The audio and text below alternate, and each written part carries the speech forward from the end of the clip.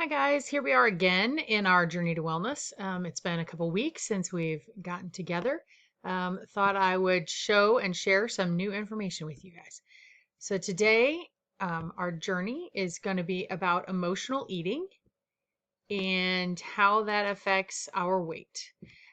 First of all, before I go any further, I would like to acknowledge that the majority of this information that I'm about to give you is established by a gentleman named Dr. Robert Cywes. I've listened to him in my nutrition network advisory classes, as well as many things that he has out there free on the internet. So some of the scenes and things are going to be directly from him. I will link a couple of his videos in our show description so that you guys can connect with him as well.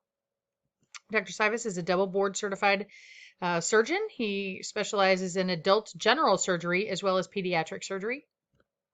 Currently, he is running a weight loss and bariatric surgery center out of Florida. He is not from the United States, but he practices in the United States. He jokingly calls himself the carb addiction doc, and he is more than willing to tell you that he is addicted to carbohydrates himself. He does do online consultations at his facility in addition to in-person visits, but he'll do telehealth with people.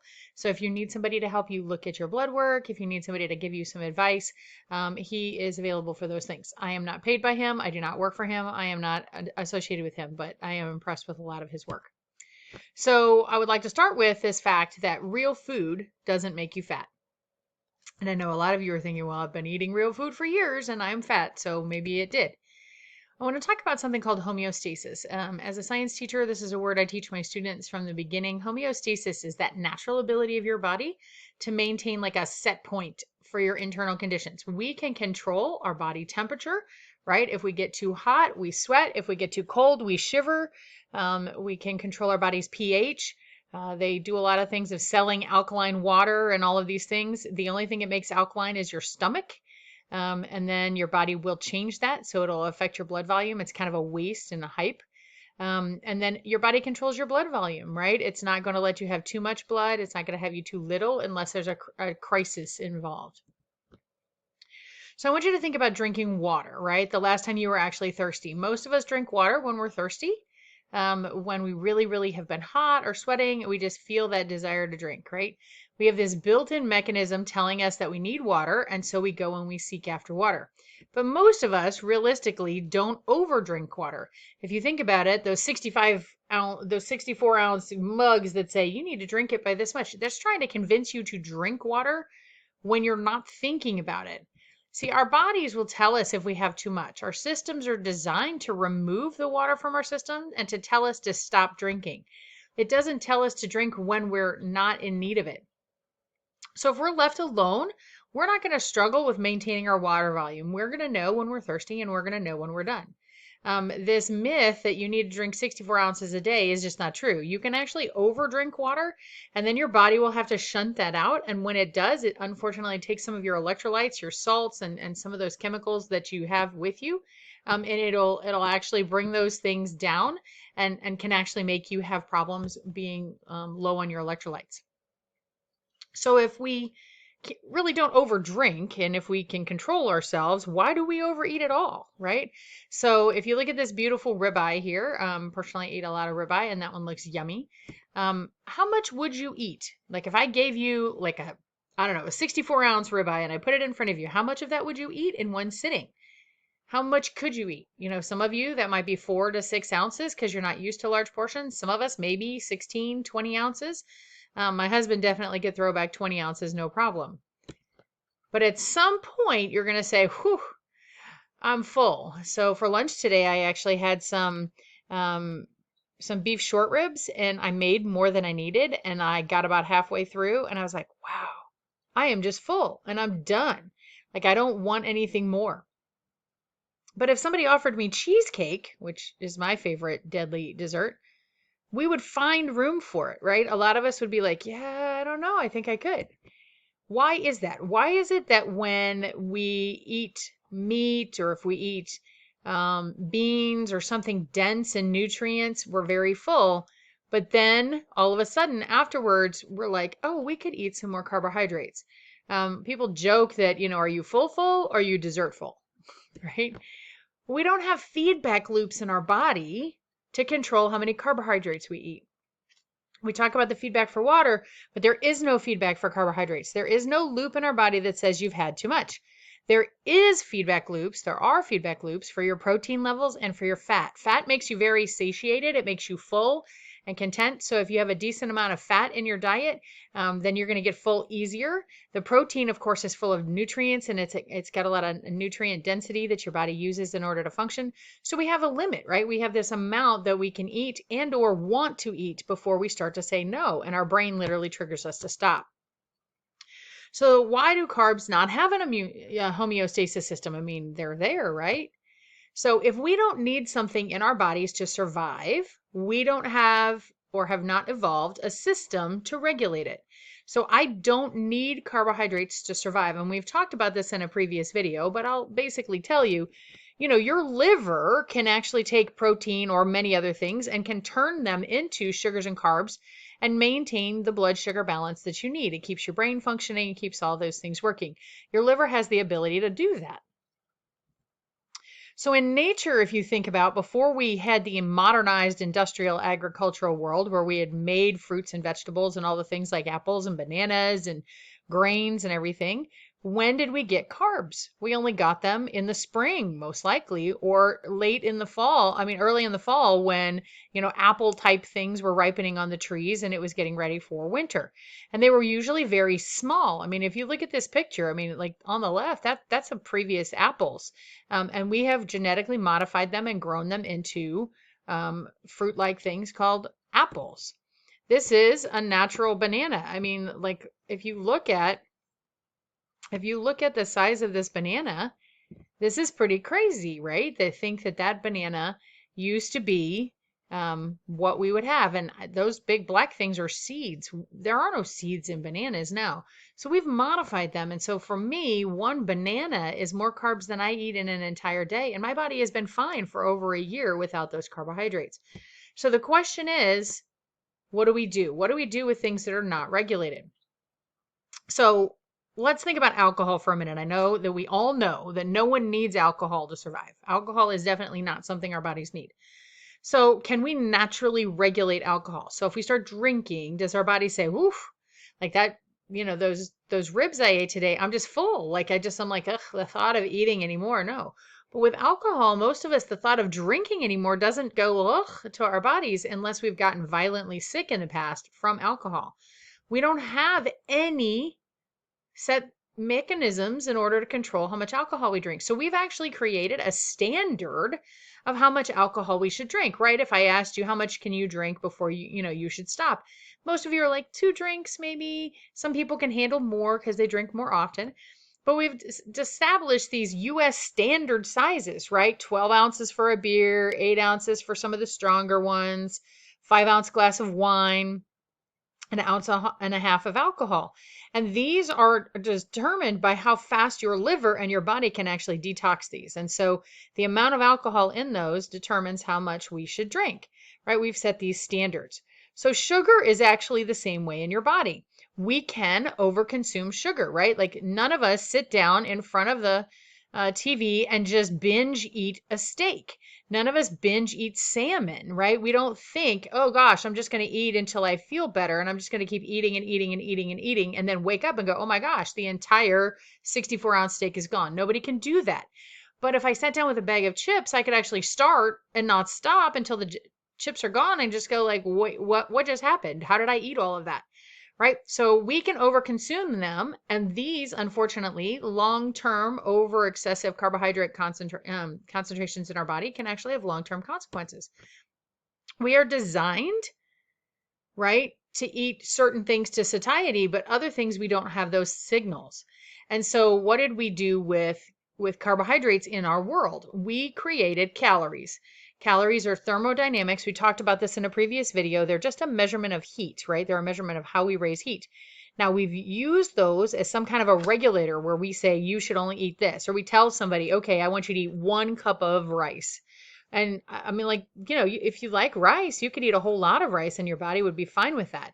If you've ever gone to a Chinese restaurant, half the time you eat the rice and then you're like an hour later, you're hungry again because the carbohydrates didn't do anything for your body. And so our modern foods have made it necessary for us to have these calories and these portion controls, and we've been trained that way. So if we look at this, right, our genetic homeostasis prevents this harm. So hydration, we don't have a problem with it. It's like we need water. We have a thirst center in our brain. It actually tells us to drink. We drink until we're done, and then we're done. We don't have this incentive to over drink water. Like I'm not thinking, oh my gosh, I just need to drink water, right? The hunger center should be the same thing for us. Proteins and fats both do that. They have fibers, minerals, nutrients, and energy. So your hunger center says, oh, we've had enough. We can stop. And there's no incentive for me to overeat steak. Like I'm not triggered by that. But when we get into something like a drug, right? And I would beg to say that carbohydrates, especially sugars and processed carbohydrates, are drug-like in our body, the way that they're processed. The carbohydrates that have no fiber in them that your body has to actually break down and process definitely are drug-like. And the important part is both alcohol and both alcohol and sugar will trigger your endorphin centers and your dopamine releases. And so these are not necessary for human survival, so they don't provide a feedback loop to stop us. Additionally, we have something called insulin that is in our bodies to help control it. So if we're overdoing carbohydrates, it's usually regulated by something in our pleasure centers, our endorphin centers, that are triggering an emotional need. We have this powerful internal incentive to have excess, and that excess is going to lead to harm. And I want to say that this slide again came from Dr. Cywes. So this concept of satiety, this concept of eating until we're full, is natural, right? Fat and proteins will lead to satiety. If you've ever been genuinely full, not stuffed, but genuinely like, I'm done, you have these mechanisms, and they're triggered by hormones in your body that are released in your gut from the buildup of these chemicals like fats and the buildups of amino acids in your stomach. And those things will actually cause you to not typically overeat. But carbs will trigger those endorphin centers. They will trigger the dopamine centers, which are those pleasure centers of our body. Those are, and carbohydrates will actually get us high on the food. And I know that it's not like a high like you would with drugs, but it is a high. You find this, some people find a true euphoria from eating, say, a bar of chocolate, right? You just are like, right? This calming, this joy when you're stressed out. So they get you high on the food, which is going to create this binging, mindless eating, right? And it is going to lead to something called overconsumption. Now, if you think about our ancestors, they needed to fatten up in the winter, for the winter. They needed to eat a lot of food like a bear would, right? They would try to build on as much as they could. So when we started eating the carbs, let's say that there were small versions of apples or things like that available to us in the fall, we didn't want a trigger to stop us from eating. We wanted to eat and eat and eat until we actually became insulin resistant, so that we would actually store more fat, so that when we were in the lean times, we would actually survive. This provides a survival advantage until the spring when the food came back, right? So our ancestors would eat those carbs to fatten up. They were limited in how many carbs they ate, not because they had a signal that told them to stop, or not because they had a calorie. They were limited because there was only so much available. And once they ran out, they ran out. But we all know, you go to Walmart, you go to Costco, you go to Sam's Club or some other supermarket that you have, we don't have a problem, right? There's always available. And there's some other company out there creating and designing some new food that triggers you to want it so bad, and you never run out. You just run out of money. So our society has set up on these high stress lifestyles. We have this productivity mindset. Back in the day, it was like a lot of survival. It was a lot of family, but now we really don't live that way. There are other cultures. In particular, Dr. Cywes talks about a book he's read in which they talk about the Inuit people and how the Inuit people have such an emotionally balanced and stable group of people. And it's really interesting to listen to. But we're set up with this productivity, right? We have this drive. We have a desire to always reach this success, productivity. We need hard work. I mean, my dad comes from a Germanic background where you do work hard. You never sit down. You never stop. We want achievement. We want perfection. We need to be in control of our environment. In the United States, I know we definitely struggle with a passion for wealth and power, right? And all of these things lead to a very stressful, emotional time in our lives. And this emotional tension that we build up in our bodies can lead to a whole lot of problems, right? It can lead to stress, anxiety, frustration, depression, sadness, anger, boredom, pleasure sometimes, right? Some of us thrive on being all stressed out about things. And I know that sounds weird. The older I get, the less I feel that. But our society is really set around this. We need to be productive and we need all of this to happen. So then we end up with emotional tension. Well, what do we do with it, right? What do we do with our emotional tension? There's these things called emotional management systems that we all have, ways that we handle when the emotions are too much, when we're too tense, right? So we all of us need to deal with a way to release these built up stressors, these built up emotional tensions. And so our society, unfortunately, the way most of us, especially in the United States, have been taught how to function, is we really are not taught how to deal with our stress. We just suck it up, right? Our culture is just not designed for it. Like I said, the Inuit people have this system of working together that's unique. So there's really two basic ways that you can find release for this emotional angst, right? This feeling inside, or like even when it's something silly, like I'm a teacher, and so grading papers sometimes it's just stressful to me. I just hate it. I don't enjoy it. And it's really funny that during those times is when I want to snack more than any other time. That's when I feel like I need to go get a snack. So we're looking for something called instant gratification, right? There's a way you can typically get this soothing, and it's usually caused through drug centers in the brain, right? That endorphin response, that dopamine response, which is going to soothe us. And things like alcohol, nicotine, opioids, sugar, right? If you're ever feeling stressed out and you want a glass of wine when you get home from work, or super stressed out, and if you're a smoker, right? There's those little breaks you take to like need a smoke. And sugar does the exact same thing. A lot of people come home and they just want to sit down and eat some chocolate, have a nice dessert because they deserve it. They owe it to themselves. So there are other people who don't take on the physical structures, but they might do something like gambling, right? Which is going to trigger also endorphin centers, especially the way they've got the electronic gambling systems now. Or some people become addicted to sexual things, right? Sex provides connection and in the right kind of relationship, but in the wrong kind of relationship, it can actually just release endorphins from the physical act of sexuality itself. And so some people take on those as their instant gratification. So this type of instant gratification will numb or obliterate those emotional tensions, at least temporarily, right? There's a moment where it's just gone and you don't have to think about it. But unfortunately, the problem is you're going to need larger doses of the same substance in order to get the same effect, because it is a biochemical response in your brain that is leading to this. And you're going to downregulate your dopamine centers, and then the dopamine won't be working as well. So you'll need more and more and more. So if you're constantly doing this, you can actually overstimulate this area. So instant gratification, euphoria, tranquility, right? This numbing, this soothing, this obliterating of your emotions. So what do sugars and carbs in the brain have to do with it? Well, I want to remind you, a few weeks ago, we talked about sugars triggering those dopamine centers, triggering the endorphin centers in your brain. So snacking, the term snacking is really, everybody's like, oh, we need to eat 3 times a day plus snacks. Okay, snacking is actually about emotional release. If you really think about it, it's not about hunger. Very few of us would be biologically, physically hungry 6, 7, 8 times a day. Those people who say they graze all day long, they're not eating discrete meals. They're stopping. We're not grazers. Like if you look at our digestive system, we are not grazers. We do not have a digestive system designed for that. If you think about a smoker taking a smoke break in the middle of the day, you're like, oh yeah, but they're addicted to that. Yes, they are addicted to their nicotine, and we're addicted to this feeling of releasing the endorphins and dopamine.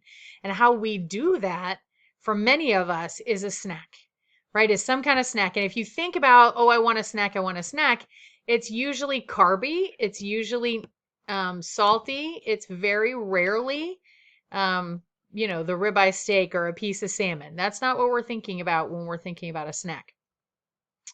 So if we don't deal with these emotions, right, we just try to numb them, obliterate them. We want to just generally hide from our emotions. Snacks are everywhere. I'm so tired as a diabetic. They try to tell me, okay, you need to eat this many carbs 3 times a day, plus you need to have snacks and maybe a nighttime snack right before you go to bed. And I'm like, but I'm not hungry that much. And it's this mindset that snacks are going to protect us. Well, if I remove the carbs from my body, then my body's not doing this constant up and down blood sugar thing. And so as a diabetic, it actually protects me from having to snack. If you really think about it, I mean, this guy's face is hilarious. You went to get an afternoon snack, but you only had healthy options, right? So if all you had was healthy options and you're like, ugh, then is it really hunger? Is it really hunger or is it something else? Something else is going on there, right? So another way to manage your emotions is based on this effort or time-based approach. So healthy individuals, people who have a balanced relationship with food and other drugs, and I want to say and other drugs, because there are many people who are healthy lean and look skinny, but they have an alcohol problem or they have a gambling problem, something that maybe we can't see on the outside, but is happening to them. So healthy, emotionally diverse people have a way to relieve the tension in their bodies. They have a way to relieve it and not lead to this ongoing harm. So for me, the ongoing harm of my diabetes was of my sugar consumption was diabetes and obesity and other things, right? So creative arts, if you've ever done sewing, needlepoint crafting, pottery, painting, and I don't mean you have to be talented. I mean, all of us hide from it and say, oh, I don't have a talent. Maybe you just like to dance, you just want to turn the music on and dance it out, right? While nobody's watching you. And some of you, it's beautiful and it's gorgeous. But the creative arts relieve tension. They soothe our souls. Meditative practices, right? We've talked about that before. If you can meditate, if you can take those moments to do the biological deep breathing, it will actually trigger these release centers. Spirituality, right? Praying, talking to your higher power, whoever that might be, going to church, being with your church family, that makes a big difference for us. Human connectedness is huge. There's a hormone in your body called oxytocin that's released from human connection. A good long 1 minute hugs. Like, so if you hug somebody and you just hold on and you hold on and you just keep holding on, it actually triggers oxytocin in your brain. But another place that you can actually get oxytocin, and I know this sounds really crazy for those of you who don't have one, is to stare into the eyes of your dog. Dogs actually release oxytocin in you and in them. The domesticated dog looks us in the eye, and that connectedness with our pets, right? There's all kinds of research about bringing in pets like dogs and cats into the home, lowering blood pressure, etc. It releases these human connection hormones that are related to the hormones that moms and babies when they're nursing actually release. And so those are natural, healthy ways to release things. And then of course, physical activity. If you've ever taken a walk, like you've been really stressed out, pissed at work, something's going crazy, and you put on headphones, put a little music on, and you take a walk. Well, when you first start the walk, you're all stressed out and you're anxious. And within 10, 20, 30 minutes, it's kind of like, it's just gone, right? It's released. See, the results of these kinds of activities dissipate the emotions. They don't numb them, they don't blind them because they'll come back. They allow you to process. While I'm on my walk listening to my music, I can be thinking, I can be processing, coming up with solutions, right? But these things, this human connectedness, picking up the phone and calling your best friend and really just whining it out, that takes some time to achieve these results. And a lot of times we have not developed those connections in our relationships because our society doesn't value them as much as they should. And that listening to a friend in stress is not only beneficial for them, but it's beneficial for you. So these are going to provide slow, steady release of these brain hormones, which doesn't overstimulate your brain at that one moment, which would lead to that dopamine downregulation. If you slowly are releasing the oxytocin, if you're slowly releasing the endorphins from the walk, etc., if you're doing the meditation, which actually releases and calms the cortisol levels in your body, which are related to stress, you're going to actually find long-term solutions. Think about how you feel after you've been hanging out with a friend, right? Groups of friends make a big difference. And so effective productivity and emotional buoyancy are connected together. As a balanced person, which they talk to us about balance all the time, if you are a balanced person, you are going to be much more productive at your work, right? And so hanging out with your friends is important. So now what I want to think about these final thoughts is obesity really is a substance abuse issue. It's based on our failed ability to manage our stresses and our emotions. And most of us end up turning to some sort of food to soothe ourselves, to calm ourselves.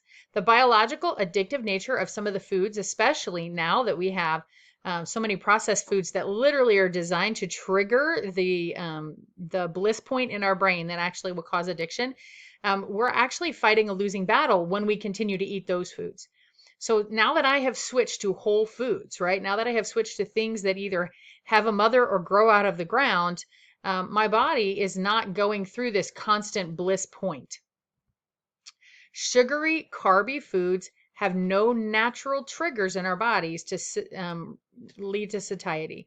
We will overconsume them. We can overconsume them. I can eat an entire gallon of ice cream without any question. My body has no concept that I just ate 3,000 calories. What is a calorie? My body doesn't know. But if I tried to eat 3,000 calories of a steak, my body says, no, you're full, because there's actual nutrition in there. And so remember, these sugary, carby things not only don't have satiety, but they trigger your endorphins. How do you deal with your emotional natural tensions? We're all going to feel them. Everybody has stress. Everybody has tough life. What are we doing without using food? How do we do that? What are some skills that we can look at? And so I want you to consider pausing for a moment before you eat your next bite of whatever, before you stick something in your mouth. I don't care what it is, whether it's broccoli or whether it's ice cream. I want you to assess, why are you eating? Are you hungry? Do you need nutrition? Are you looking for something to fill your body to make you in better shape? Or is there some emotional thing that you're trying to deal with? Are you hiding from something? Are you covering something up? Let's put it this way. Somebody said to me, if you're not hungry enough to eat a plain hard-boiled egg or a can of sardines or a plain burger patty, you're probably not hungry. It's probably something mental. But if a plain burger patty or even a can of sardines sounds good to you, you're probably truly hungry. So the homework I want you guys to think about this week is I want you to identify one new emotional management activity or idea that you can do, right? Whether that's take a walk, whether that's paint a painting, draw a picture, sketch, listen to music, right? Sit and do a prayer meditation, write in a journal. Find that thing that you can use as your emotional management tool instead of stuffing something in your mouth to numb yourself temporarily. And so there you go, guys. Emotional eating. We all do it.